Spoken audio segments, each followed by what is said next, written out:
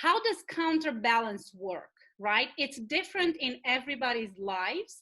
And today we have two amazing businesswomen and very successful businesswomen that have managed to be successful in their lives, in their personal lives, and also in their businesses. So our host is going to be Leslie Peters. We all know who Leslie is, right? Leslie is a businesswoman. She's a mom, she's a wife, and she's a daughter.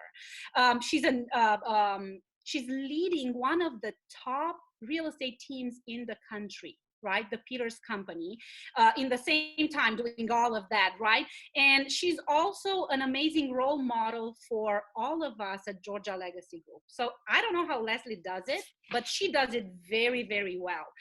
We also have a special guest today, and her name is Seychelle Van Pol, and we're very honored and blessed to have her. Seychelle is a very, very good friend of Leslie's, and she is also a top producer. She's also a mom, as far as I know. I'm not going to go further than that. She's a specialist in meeting the needs of sellers and buyers, and serves as the team director for Van Pol Properties Group. Being named top 30 under 30 by the National Association of Realtors for 2011, Seychelle is an expert negotiator, marketing and sales analyst, and is dedicated to making the buying and selling process stress-free and enjoyable. Prior to joining Van Pol Properties Group in 2004, Seychelle worked in advertising at agencies in New York, Austin, and Dallas, and has a degree in advertising from the University of Texas.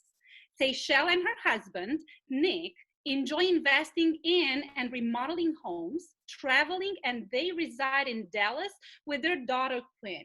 So welcome both. We're excited to launch today the Counterbalancers. So welcome, everyone. Thank you for being here. Leslie, there you Thank go. you, Loredana. Great. Loredana, I love this because for those of you who don't know Loredana well, she is all action all the time. And she is the reason that we're here right now. And she was the brainchild behind this and the one that was pushing me, let's do it, let's do it. So I'm so glad. And I see people are rolling in. My phone right now is blowing up because I sent the wrong link to so many people. So hopefully they'll get in. I just changed my post on Facebook. So Seychelle, thank you, friend, for joining us. Thanks for having me today. I am a huge fan of yours, and you guys have one of our former team leaders out in your region now living, which is Brett Caldwell, who we've been a big fan of. So you and Andy are inspirations of ours, and we run our businesses parallel in a lot of ways behind like our beliefs. And so for a long time, I've really considered you both mentors of ours. So I'm excited to be on with you today. Oh, girl, you are the same. In fact, for those of you listening, Seychelle's team is so similar to ours. In fact, we will do team meetups when we're at family reunion or mega camp with her team and our team and just kind of brainstorm together. And you were the first person I thought of when we said, let's talk about counterbalancing with work-life balance. And when I really started thinking about this, I wasn't thinking big enough, and Loredana kind of challenged me on thinking bigger. But I was thinking of all the moms on our team right now that are just really struggling trying to be a homeschool teacher, right? Oh my gosh. Making their calls, being on Zoom meetings, and just keeping up with life.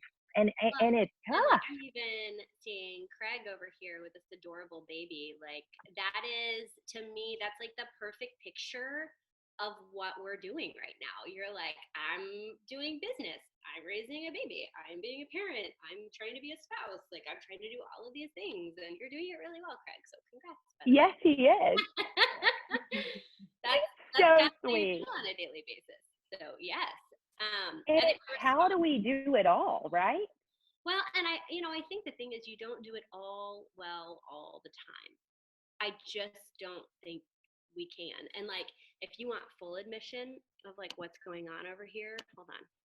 So you and I both were on Gary Keller's mastermind yesterday, but if we look at like what's actually going on behind me right now, it's like a disaster zone. I've like got puzzle pieces everywhere. My husband's birthday today, so we've got like birthday flags up. Like it's kind of a mess. And I think I think that that's just sort of where we have to be comfortable, is that there's probably at any given point, like Loredana said so beautifully, in balance, right? Balance is actually a fallacy. It's counterbalance. And so at any given point, you might be nailing one thing and completely feeling like you're failing in another. But the most important part is that we can't let our family piece or our personal piece fall so hard, because Gary says it all the time, right? You're juggling all these balls and most of them are rubber, but there's very few that are glass, right? And the ones Yeah. that last are our health, they're our family, they're our relationships. And those are the ones that we cannot let drop so hard that we can't put them back together. And we have to go so short, right? And I reread chapter 8 last night, like just preparing for this call on the one thing, because I love it so much. It's like you have to go short periods of counterbalance with your family. Like they're the one thing like you can't drop. And so I want to just dig into this because I want people to hear a little bit about your real estate team and your family. Sure. So can you kind of just tell us, Seychelle, what your real estate team look like today? And then tell us all about Quinn too. Yeah. And it's interesting. So our team, I've been a part of our team since 2004. I joined my mom in business, who actually joined Keller Williams and started in real estate on September 11th, 2001, which is her first day in real estate. It's also her birthday. So that was, 9/11 was our first day in real estate as a team. That's our team anniversary. So Wow. it's interesting when we look at it, because we really started our team on a really difficult time in our economy. Nobody wanted to make changes. And then Barb, aka Mom, but we call her Barb on the team because it just doesn't sound like, when you're like in the office together yelling like Mom across the office. I know it just doesn't really work. But so Barb then hired, in 2001, she was International Rookie of the Year, and she hired Marie Hoke, who's now been with us for 18 years, almost 19 years. She hired her as a part-time virtual assistant, then a full-time virtual assistant, then a full-time admin. She was our first buyer's agent and our first listing agent. So she's been with us a really long time. And now she's actually a MAPS coach too, which is really cool. But I say that because I was really the third person in. I wish I could say that I was the brains behind really getting our team started, but really the two of them gave us a great foundation of having a rainmaker and a really strong assistant starting out. And I came in as a buyer's agent in 2004, when it was a really hot seller's market, and was up against multiple offers for my first 3 years. And then in 2007, I switched to a listing agent, and that's right when our market crashed. And so then I was a listing agent when it was a buyer's market. So I was really on the wrong side of the fence from the control for like the first 7 years of business. And like, I remember it was August 16th when our market shifted, because that same week we put our first flip on the market. We had our entire team walk out on us. My dad had a major health crisis, so I lost my business partner, my mom, in the deal, and I became a listing agent, like all in the same week our market shifted. And I was like, this is the worst thing ever. And we rebuilt and we got really smart. And one thing that we did that I think is really important here is I was 25 at the time when all of that was happening. So I was still pretty young. I was 25. And I remember one day in Starbucks, I walked in and I was so overwhelmed because I had never led a company, much less really earned the right to even like lead or manage anyone. And I remember standing in Starbucks, and one of our fellow KW agents, his name is Trey Williams, was standing next to me, and he was a former CPA, and he just looks at me like we normally would, once or twice a week, see each other, and be like, hey, Seychelle, how are you? And I just started bawling. And I said, I am not good. And, we knew each other pretty well personally, so I kind of told him what was going on because I wasn't really speaking about it publicly. And the thing that he did that I really attribute to saving our buns in that first downturn I really experienced, and again, I utilized the same tactics in this one, is he sat down with me every single week for 8 weeks and helped me understand our numbers in our business, remargin our P&L, and understand how to actually be a business owner. And I think personally that's helped us because we understand our personal budget really well. But it also helped us in our business. And so he made me a deal. He said, I will bring the red pens. You bring a copy of, even if it's your credit card expenses, if you don't have a P&L yet, right? Bring your expenses and you buy the coffee, and we will go over this every single week for 8 weeks until we get your expenses back in line, because as the market's going like this, and right now we're kind of still in that weird phase where we don't know what our market's going to do, our expenses have to reflect the most conservative place of where we think we're going to go. So I kind of say all of that to give some perspective of this shift is different because I have a daughter. I could work limitless hours last time. Right. I was newly married. We hadn't even taken a honeymoon yet. But I had energy and time on my side because I could work all the time. And this time, Nick and I both work full time. It's actually his birthday today, right? Happy And birthday, Nick. I know. He's in the other room. He's hiding back in the back room so Quinn isn't like running in and out asking me to do a scavenger hunt right now, because that's what she really wants to do. So fun. Yeah, she's like, we need to do a treasure hunt. You need to write really good clues right now. I'm like, Well, can you see where I am, Faisal? I'm in my bedroom. I thought you were in a boardroom, honestly, but it's just a headboard room. Yeah, it's like my bedroom because this is where you go for quiet, so no one disturbs you. Yes. Yeah, so I'm with you. Andy's with Gary again today. That's right, on the OP mastermind side, so he can't really play dad right now. Yeah. And so I'm hiding in my bedroom. I think that's smart. I think that's very smart.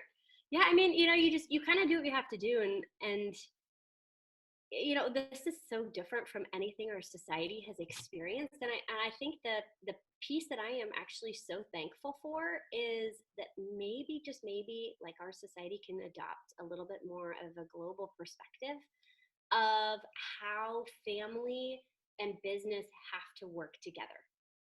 Right. And like, I have kind of been like unapologetic if Quinn walks in on a Zoom, or if like this morning I had 3 Zooms before this one this morning with I'm a regional tech trainer or regional tech director. So we had we're part of Smokey Garrett's world. So we're in Go and leadership with that. And we had our team script practice all before this morning. And I'm up there like making pancakes and ice cream cakes, and Quinn's over there throwing flour. And, I mean, it is what it is, right? It is what it is. You know what it makes me think about is yesterday, Gary, when we got to spend the day with Gary yesterday, he talked about how he's keeping his days just like they've always been. Right. And he said, I still wake up at the same time. I put on my shoes. Like, I'm still treating my day just like it's always been. And for so many of us with young children or even high school age children, right? We can't really treat our days like it's always been. I thought that was so cute that he said that. I did too. I was like, oh, if you I had to cover my face with this because I was snorting. I was like, that is adorable. I am going to send you my 6-year-old and you have your same normal day that you've always had. And let's see how this goes, because it's not going to go that way. Like, and exactly.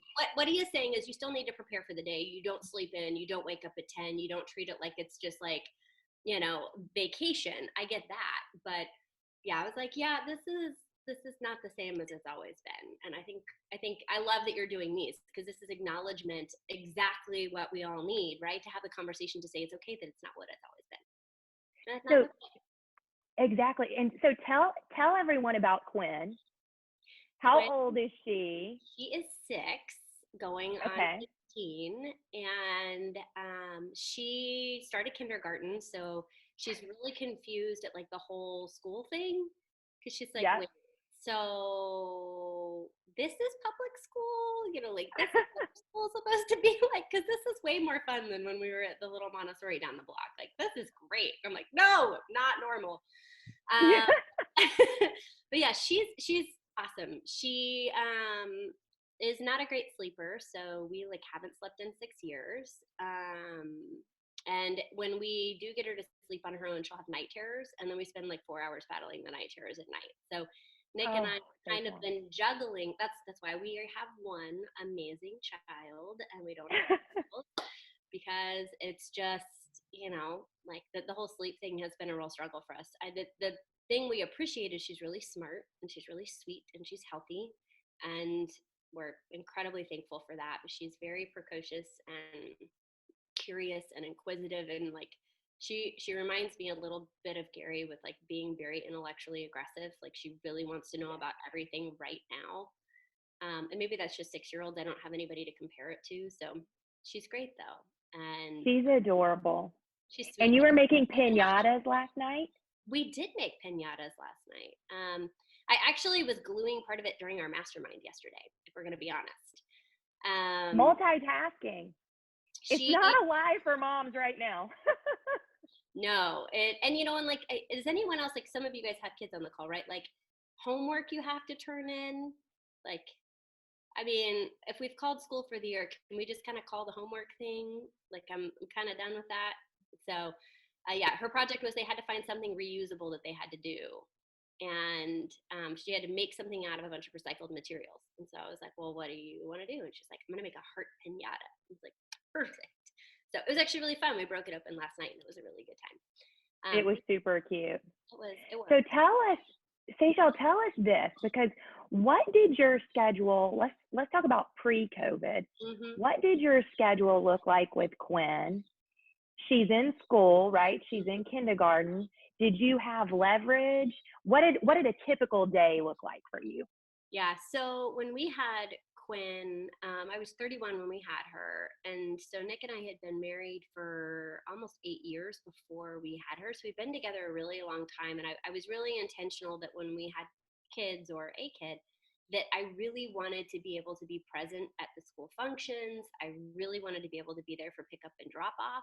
And so we adapted our schedule where my days from like 3 days a week I'm in the office, so I'm out the door by about 7:15 3 days a week, and then the other 2 days during the week I drop her off at school and then hop on Zooms or on our calls.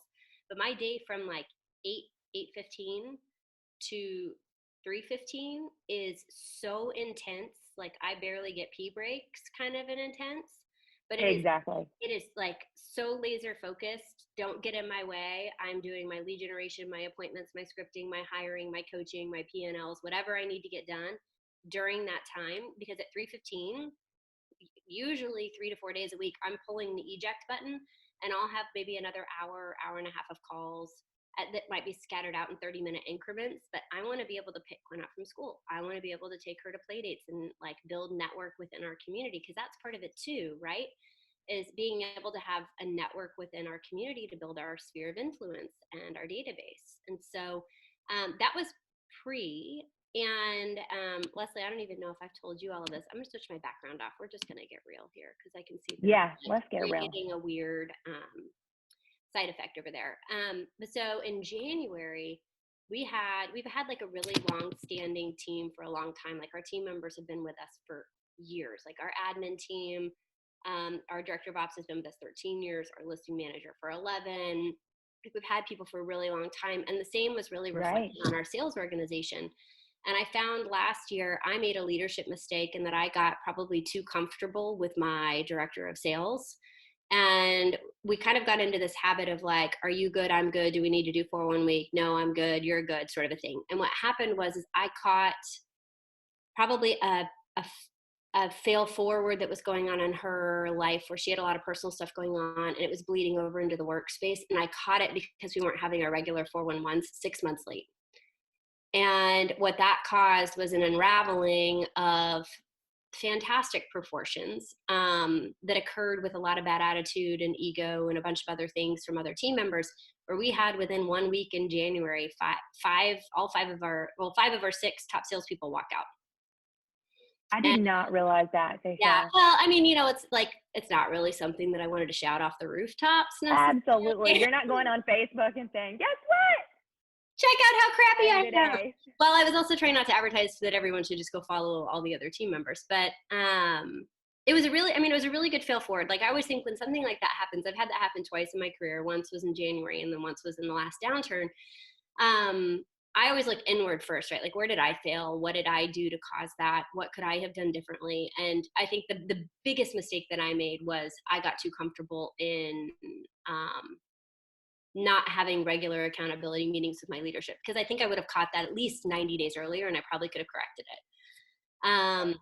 But, you know, I look back on that and I can see that there was like bad attitude that I wasn't noticing, or like ego that was there, that I am such a believer in good in all people that I just didn't even notice it. And so now I think about, oh my gosh, what if we had all of that going on in the middle of being on Zoom all day together?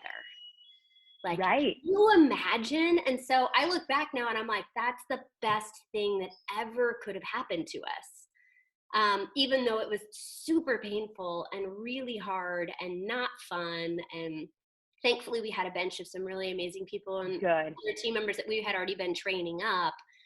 We just weren't expecting to fast track them that quickly.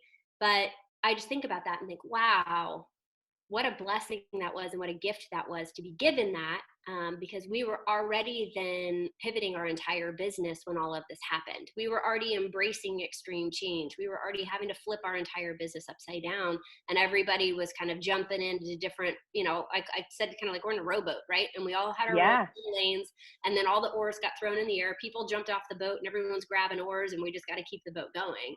And that's really what happened for us in January. So then when March hit, it was so funny because I said to our team, well, how are you guys all doing? And they're like, honestly, I mean, we've already had to flip everything upside down. So what's one more flip? Like, we're already doing it. So it actually worked out really well for us in that aspect. So have you taken back the director of sales role? Yes. So what is your work day? What's a typical work day in COVID? Why is Seychelles a hot For mess today? Is that what you're trying to ask me? So I'm starting early. So Nick works full time too. He's a general contractor and a real estate investor. So his jobs, he is considered essential in Dallas County here. For 4 weeks, we were considered non-essential, but we still have, 16 team members with families and right. mouths to feed. And I am like so determined we're not laying people off. That is like my big thing. Like, I don't want to have to take pay reductions. I don't want to have to lay people off. I don't know why, but my ego is really tied to that. And I think especially going through what we went through in January, I'm like bound and determined that we're going to be very cohesive through this. Well, and you've survived and thrived in shifts before. Yeah. So this isn't your first rodeo. No, it's not. And it's still not comfortable. I mean, are any of you guys comfortable? Like, I'm definitely not. I'm becoming comfortable being uncomfortable. I will say that. Exactly. But yeah, so the first thing, so my day, I'll answer that question directly. My day looks like I wake up, I hop on my first Zoom meeting, and I have about 8 to 12 Zoom meetings a day.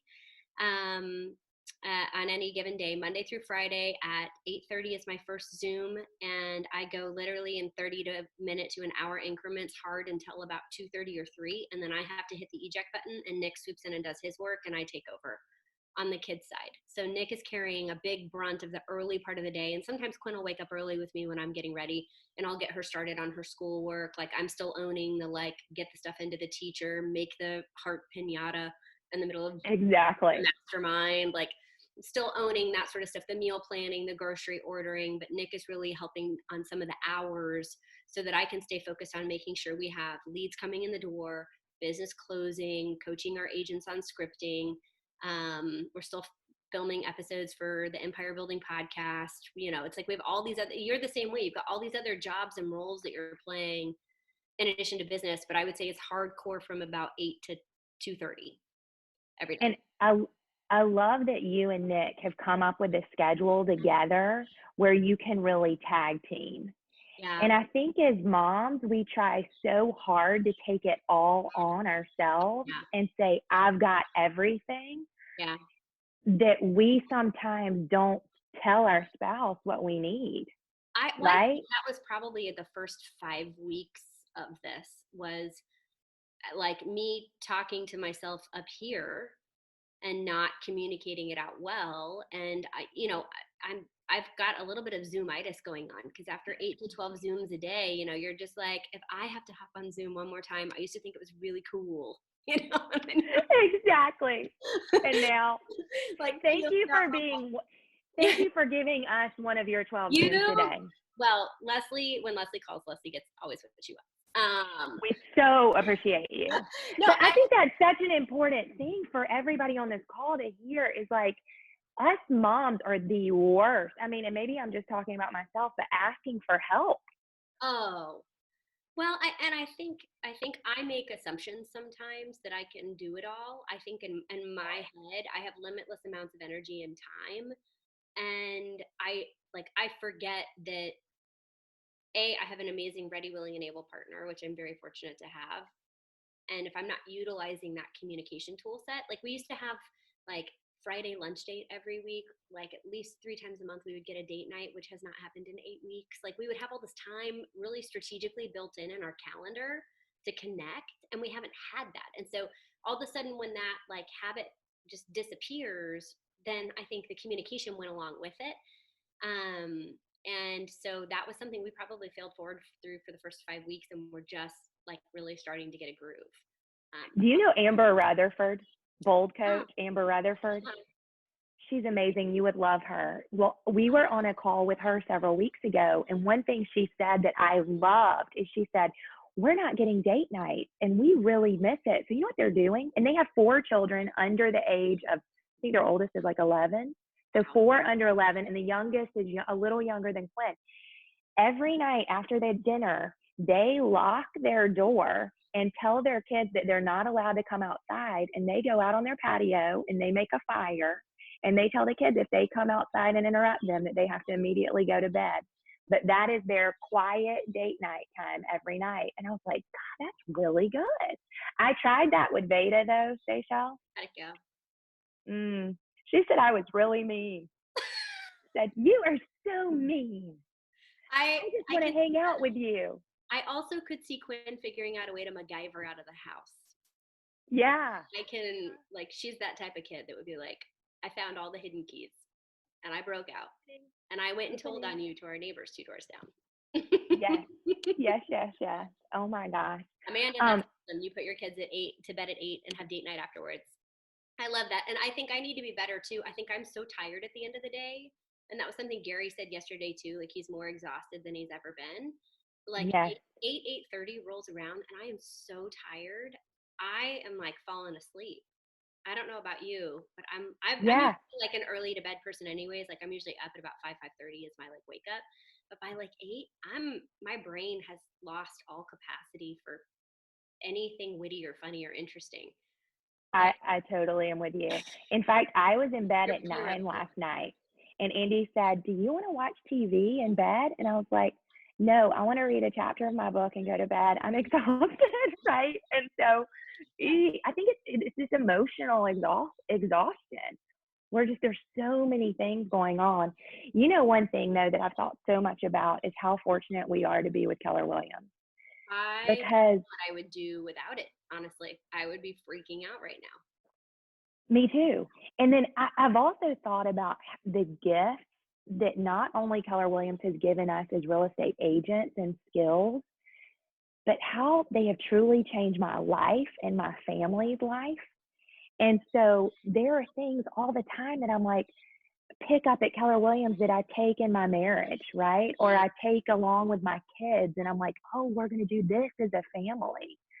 So thinking through like, and Seychelle, you were you were in your 20s when you were first in Gary's group. I really don't know how I got in there. I was 22 when I first joined. 22. And everyone was like giving you noogies kind of a thing because everyone was 45 to, you know, who 80, you know. So they all were like, you're a cute little kid in here. Like for the first probably 9 years in Gary's room, I was like everyone's little child because everybody, there was such a huge age gap between like me and then everybody else. And I feel so fortunate to have been just a fly on the wall hearing that talk for so long. It really helped raise me, honestly. Yeah. I mean, he's essentially one of your mentors that Yeah. has truly shaped you because you've been with him for so long. Mm-hmm. So what things have you taken from either Gary or just Keller Williams in general and kind of put those into place in your family life? You know, I think things that we were nailing before, right? I'm having to relearn to nail now. I think whenever there's a challenge, we all revert to what our natural habits are. And one of mine, and Nick, who's closing the door right now. They all said happy birthday to you, babe. Yes. Happy birthday, Nick. He's like quietly closing the door so Quinn can play in the other room. Something that I naturally have is a lot of energy, and I love to work. I grew up with two entrepreneurs that own businesses, and Nick and I tease, he was raised by a teacher and a preacher, and I was raised by two entrepreneurs. So like at the dinner table, it was about the sales and the P&L and the economics and the phone messages and like all of those things, whereas he was raised with like very wholesome, like family, right. Traditional family values. And so when I'm stressed, I naturally gravitate towards business because that's really what I was raised with. And so I'm actually in reverse having to learn how to be a better mom and a better wife. Not that I'm not trying to put myself down and saying that I'm terrible at it. And when I get stressed out, you go to what you know, and I know business, so I can do business.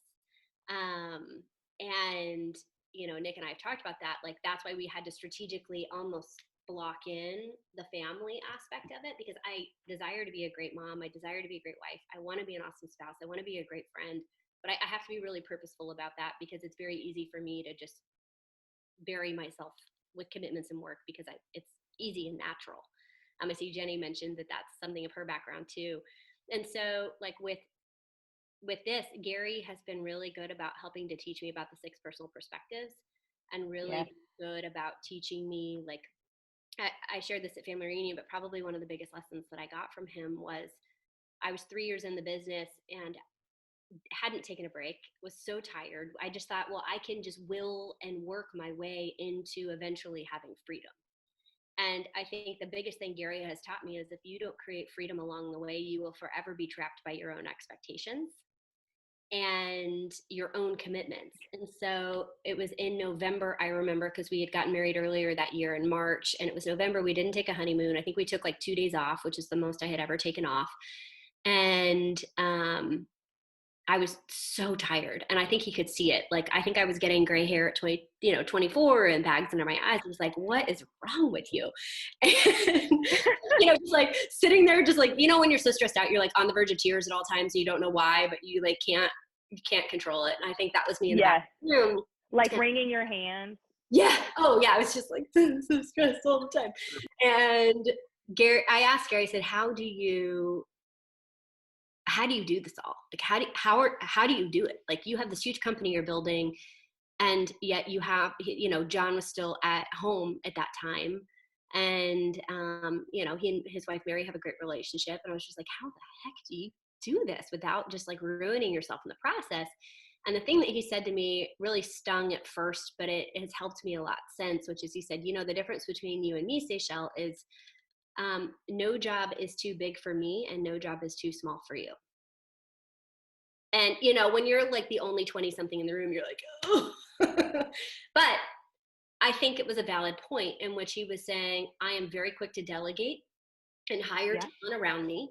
And I also have to protect what I commit to. And he also said in that same instance, he said, I've come to realize that I only have so many summers home with John because he's soon, going to be going to college.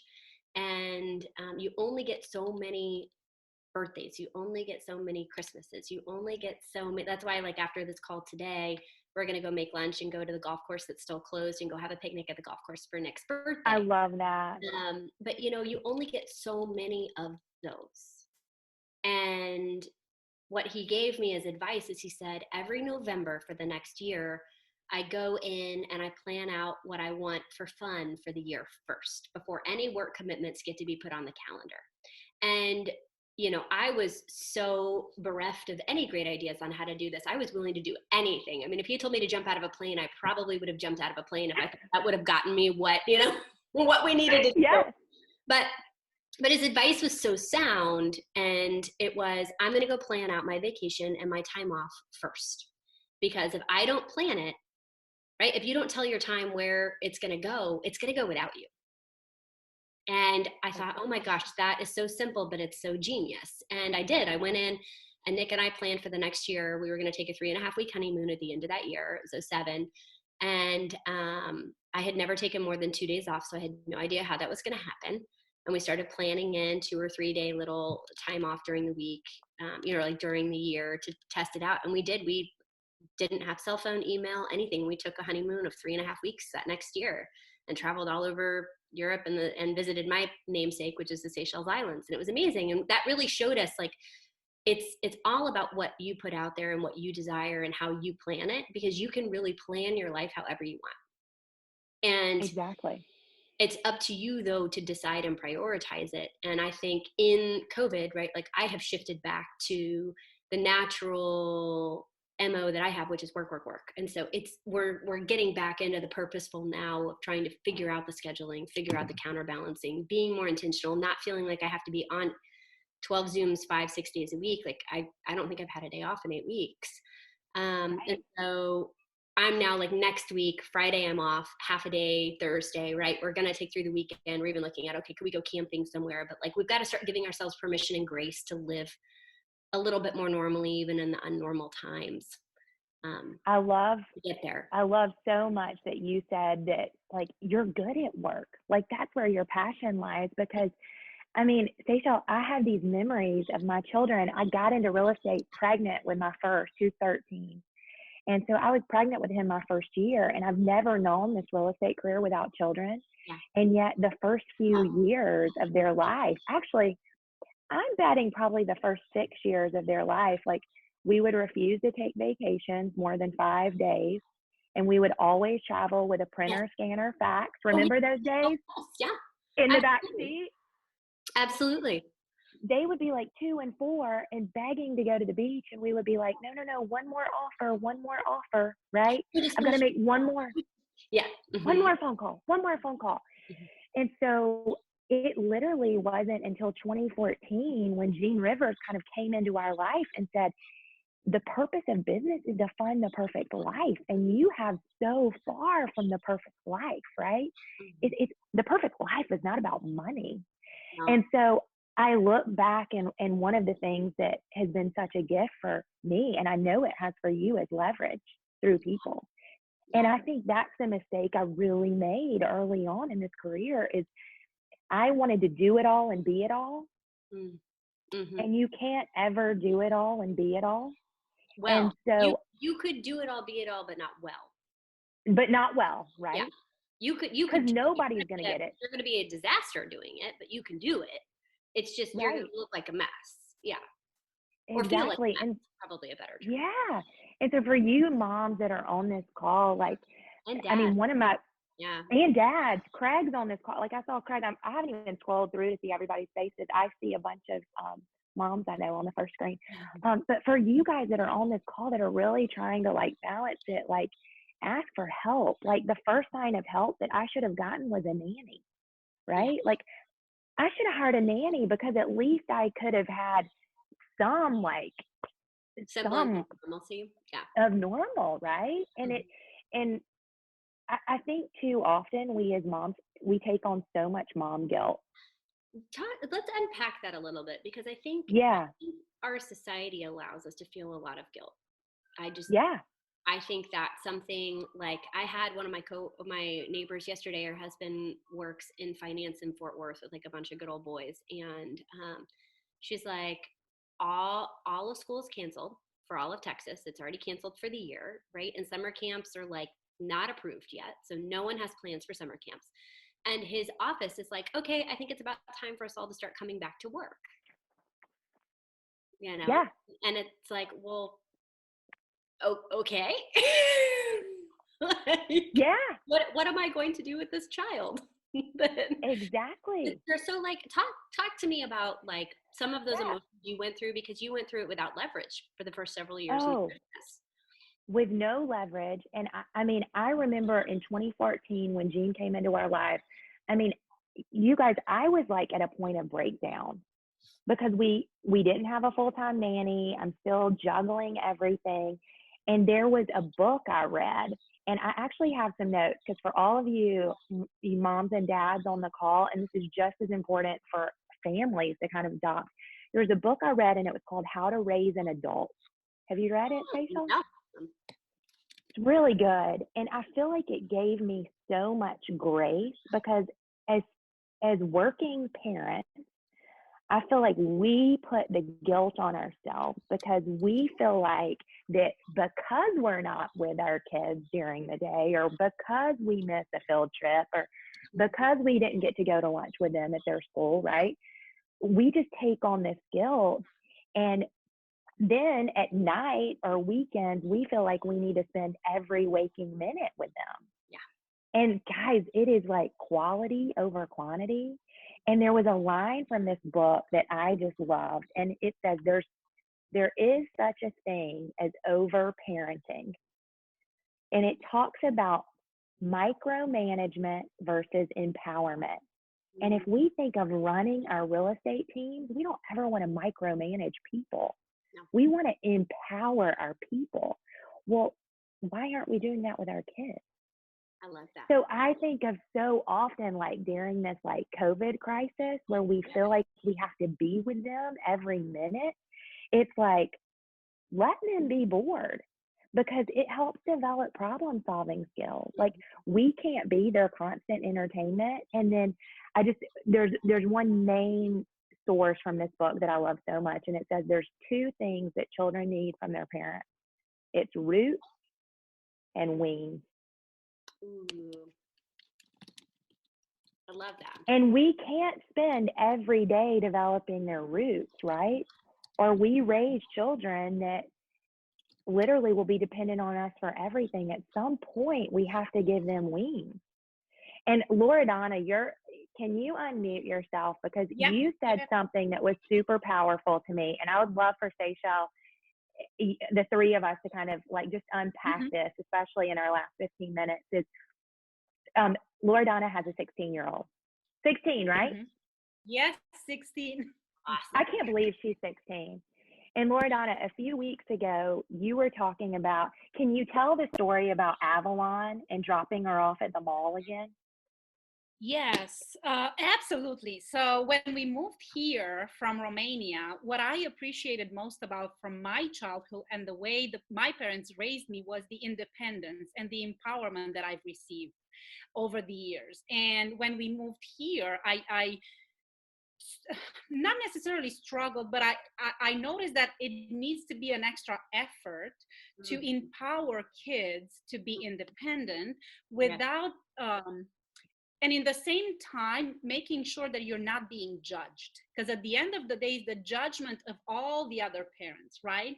And hey, you're not taking care of your child. How are you letting your kid go I don't know where, right? So when we first came here, she was fifth, sixth grade, something like that. And we have a place called Avalon, which is it's like a small community full of shops and walking. It's like a walking place, right? And that was the kids' social life. The kids enjoyed meeting. They were fifth grade, right? Young, not too young, but not old enough, right? But it's a safe place, very safe place. A lot of I mean, it's a safe place. So I was dropping her off. Everybody, so the moms were meeting there in that place, and they were joining the kids, being behind them, like 6 feet behind, right? Social distancing, right? And the kids didn't feel that independence. So what I was doing was literally dropping her off and picking her up after 3 hours, right? And I've always had those questions. How are you doing that? Aren't you afraid that she's going to get kidnapped? Aren't you afraid that she's... So it's hard not to be judged. And in the same time, I do believe that it's important to empower them to be independent and trust them, because they will have that empowerment to make decisions later on. I love that, Loredana. I love that. Well, thank you for sharing. And I love that you're finding a safe environment. It's not like you're like, oh, sure, let's do whatever you want to do in grade, but you're looking for safe environments that can allow, like, it's almost like you're letting the reins out, right? Just the same we do when we hire people, right? Their first 30 days, we're not like, go crazy. We're like, nope, here's a little bit of rope. Okay, trusting. Here's a little bit more rope. Okay, that's good. Okay, here's a little bit more. And I could see myself struggling with that as Quinn gets older, especially being an only child. So I am taking notes from you on that one. My, by the way, Seychelle, my daughter is an only child. I have, I but I am looking at my sister who has 4. So she's like, okay, I'm learning from her. Yeah, I struggled when she was younger too, because I felt the need to control not necessarily control, to protect. Yeah. Protect is the word, because I have no desire to control. I'm like, she came out of the womb who she is. I mean, she's a very strong, like like determined little human being in her own right, and I really didn't have anything to do with that. That's who she came out. But I do have a desire to protect. I think especially like Atlanta's a big place. You know, Buckhead's a big place, like Dallas is a big place. And it's easy to have things happen if you're not careful. So I love that you're creating a safe environment, but also allowing freedom within that. I think that's really cool. Can we take a second? I don't know, y'all can do a show of hands if you want to go through this, but like, what does leverage look like for you? Because you say a nanny, but like, what else does leverage look like? Like, I know for me, one thing that I discovered, well, I didn't discover, I've always known this, but I am a terrible cook. I don't enjoy it. I have like 6 meals that I can make. And the problem is then you have to repeat one of them a week because there's only 6, right? So every week you're like, oh shoot, which one like I had a friend that I lived with in New York who was like, her mom's gift to her when she moved to New York when we lived together was like their family cookbook. And she like creates, I so admire her because she creates joy and creativity out of all this cooking. And I'm like, we're having nachos or tacos or enchiladas. Which would you like? Because we live in Texas. All of them have queso. Which one? You know, so it's like, I discovered I'm really terrible at the meal planning and the cooking. I can plan a vacation better than anyone, but the meal planning is not my thing. And so we found a local chef that cooks like great healthy meals, and for $10 or $12 an entree, he'll do the grocery shopping, cook it, and then you can either pick it up or he'll drop it off on your doorstep. And so, you know, 3 times a week now we can supplement in with his meals, and then I can cook one of my 6 entrees that I know how to cook the rest of the week. But I found that it was a very cost-effective way to have leverage and also take something that I don't like. And I think, Leslie, you and I both do this. And I personally learned this from Wendy Papasan, which was I have a list on my phone anytime I do something that I'm like, I don't enjoy laundry. Oh, nope, don't enjoy pulling weeds. Nope, I actually don't enjoy cooking or grocery shopping. So I started making a list of just like my Seychelles not to-do list. Yes. And keeping it on my phone. And I know you've done this too. And then started like creating, okay, how could I have some life hacks around which items take the most time and energy and cost me the most amount of time, either with my family or in my business, that I can create some leverage around. Because I think sometimes we think leverage and we think, oh, I have to hire an entire human being around that. And, you know, like the laundromat, even though we have a washer dryer in our house, the laundromat will do your laundry for you and fold it or hang it for you. And it's not that expensive. Like, there are ways to have life hacks that we don't have to, you know, have an entire personal assistant at home or a house manager or a full-time nanny to do, that I think we can use to create great amounts of leverage. So, and 2, we have to realize how much our hour is worth. Yeah. And I feel like so many of us, especially right now, we're like cutting expenses, right? Yet there's some things that I just can't cut because my dollar per hour is so much greater than the dollar per hour I would spend. And so for some of you, it may be a house cleaner, right? Which I really miss mine. Like, I really miss my house cleaner. That will be the person that gets the raise first in our house. I hope she doesn't fire me when she comes back and sees what has happened to our house. I know. And you know what's so funny? Actually, and I've kind of learned a lot through this. So I have our housekeepers do all of our children's laundry, all 2 of my children's laundry. She does their laundry every week. Yeah. And mine are a little different, right? They're 10 and 13. And so they have actually learned how to do laundry now. And so every Saturday, they know that it's their job. They have to sort it together. They do the whole process. They fold it together. They fight the whole time because they're sharing the washer with their clothes. Yet I told Andy, I said, I really appreciate this growth because guess what? She's not getting back. their laundry. Like, they are going to keep doing their laundry because I want to raise independent adults. Now, maybe she'll do mine now. They say, Yeah, right? mama's gonna get a lot more help, but maybe not Yeah. kids. Yeah, I'm right there with you. And like with Quinn, we have like a list of chores on the side of the fridge, and it's like if you get through all of this and your homework each week, whatever day it is, you get all of it done. It can be Monday if you want to crank it all out on Monday, or it can be Friday. I don't care. But whenever you get all this done, we're gonna do a movie night that night. Which I love that, because I Yeah. feel like Mhm. one thing I really realized is not having housekeepers. We've divided up our entire house, and all four of us are cleaning it every Saturday. And the first week, it was like fighting and tears, and this is terrible. And Was it I you started realizing, or your kids? not me. You would have thought it'd be me. I'm going to be crying tomorrow, because I just kept thinking that she was going to show up today because it's the last day of quarantine in Georgia.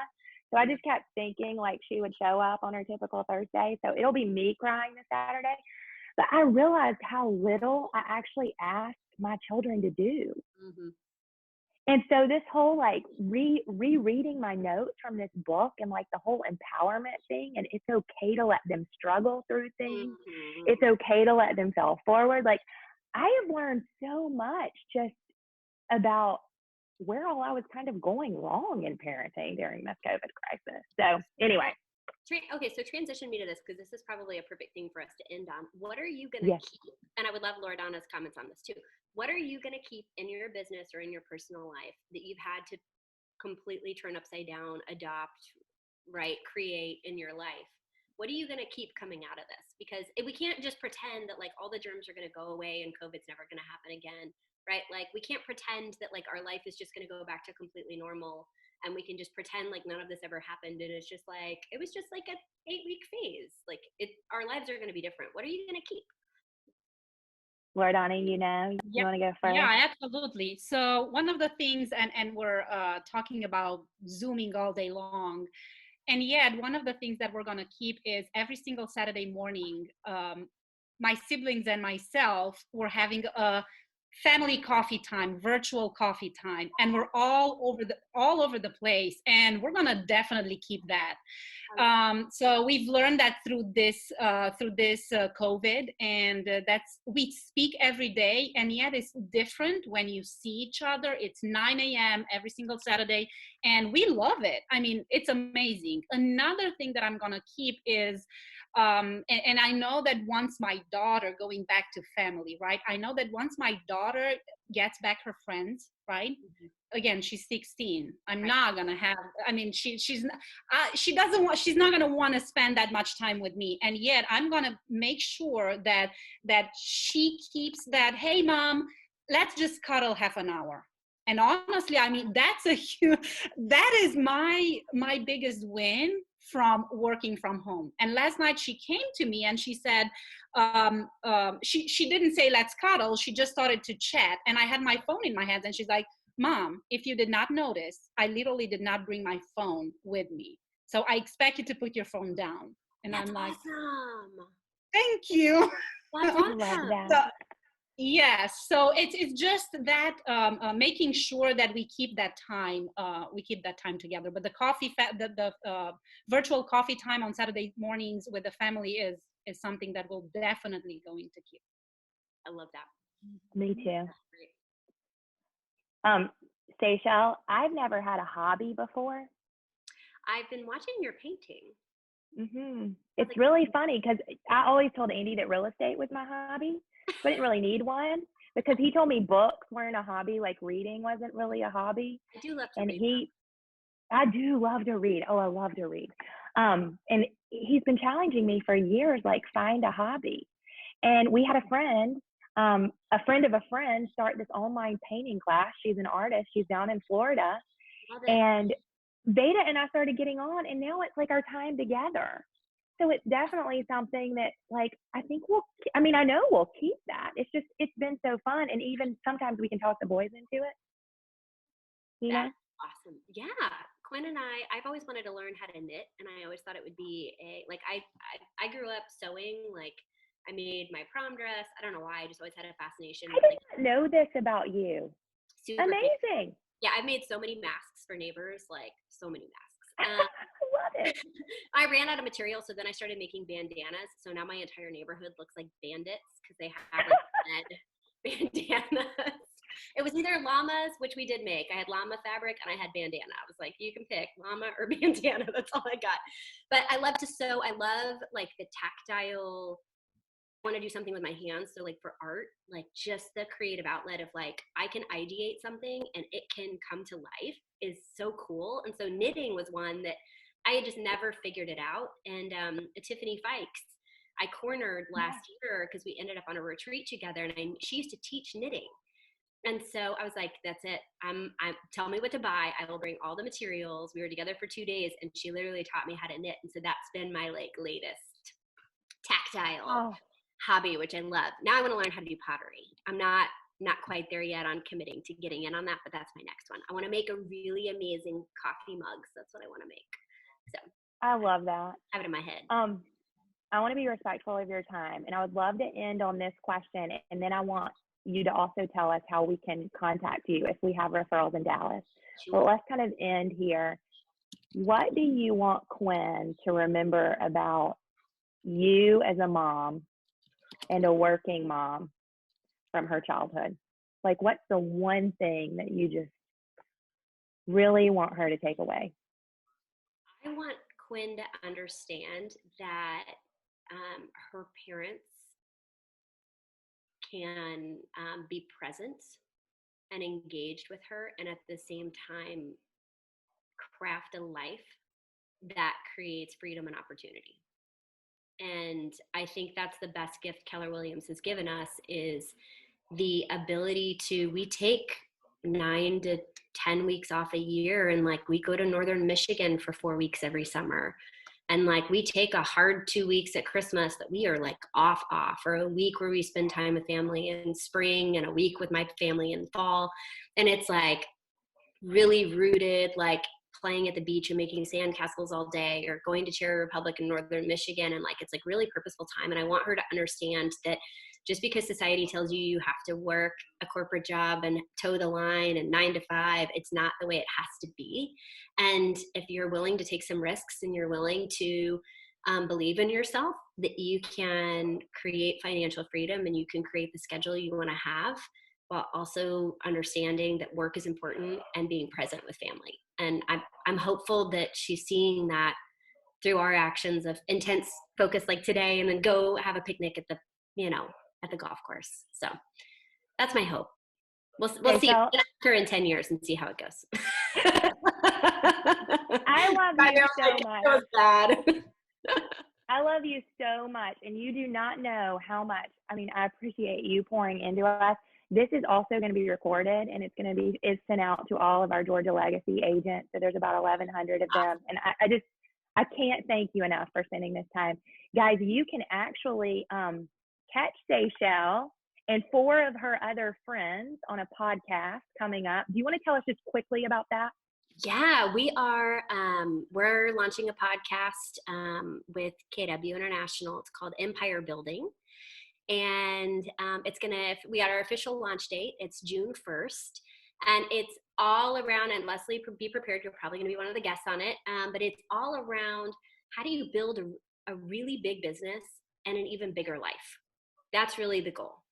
And because if you don't have the big life, then the point of having the big business isn't really worth it. And so we talk through failing forward, counterbalancing, the wins, the failures. How do you do this, right? And it's we had to go back and re-record several episodes because we started filming all of this before coronavirus. So we've gone back now and done 4 episodes, probably that'll be the part of the launch for leading in a crisis and building a business in a crisis.